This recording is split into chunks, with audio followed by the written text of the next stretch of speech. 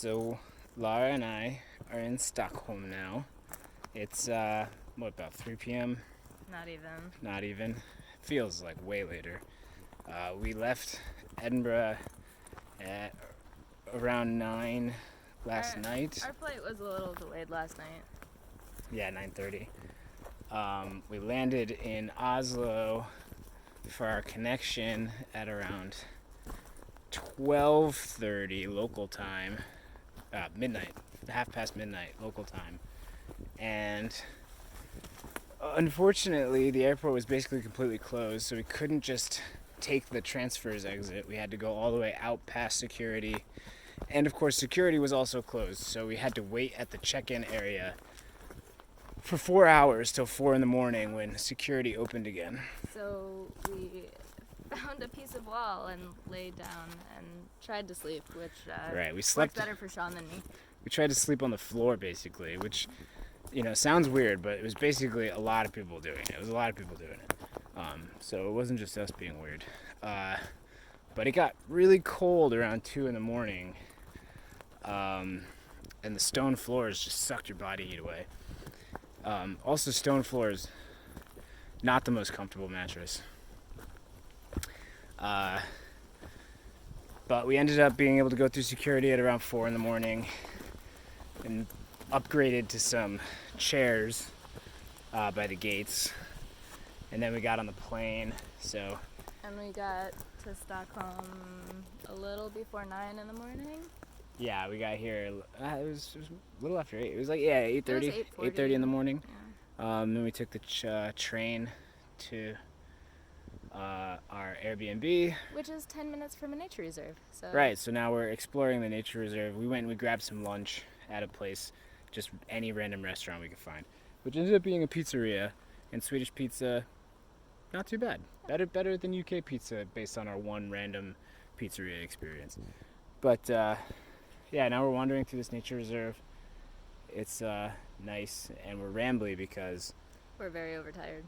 Extremely tired.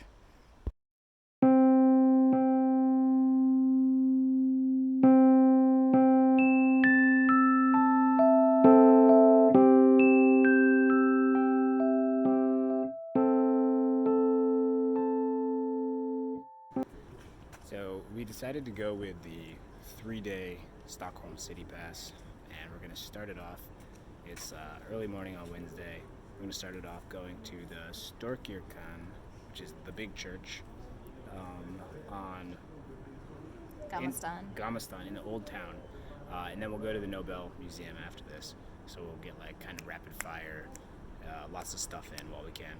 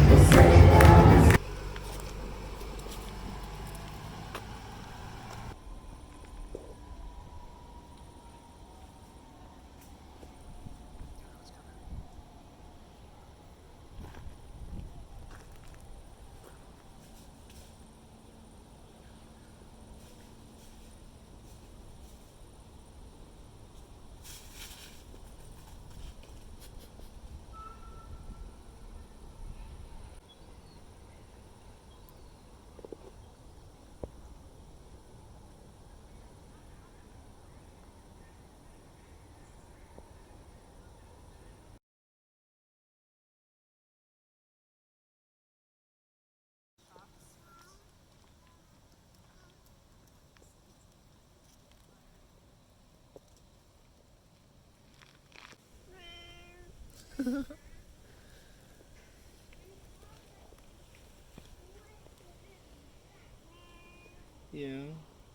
Yeah. Yeah. Yeah.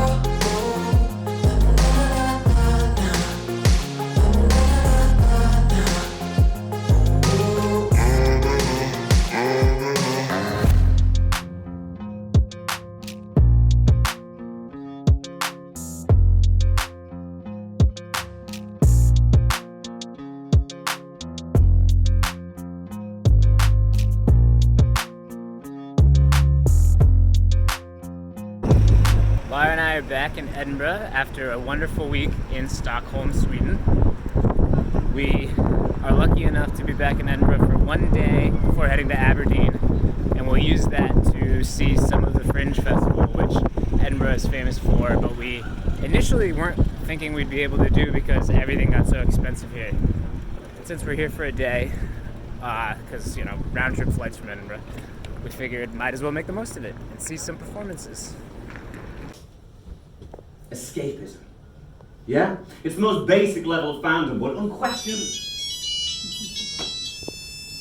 The idea that collectively we can all just disappear into a totally fictional world. And we do it when we're really, really little kids. Like, I was thinking about this the other day, my son's like 2.5, and when you see him play, it's mad how, like, the older we get, the more that we are drummed into the idea that we have to sort of act a certain way or be like everyone else. But like little kids, like when he's a cowboy, he's a fucking cowboy. It's Holla to the secret depths of the Nile. Stories of fate and fortune abound. Stories of strange underworlds and of endless paradise. Of noble warriors and treacherous trials.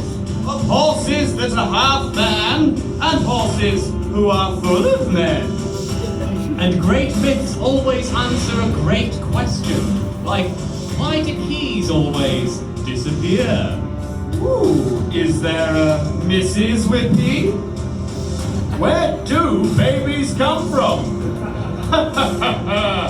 Science cannot say. Now, put your hands together and make some noise as we take you on a tempestuous journey that we call the Silliad.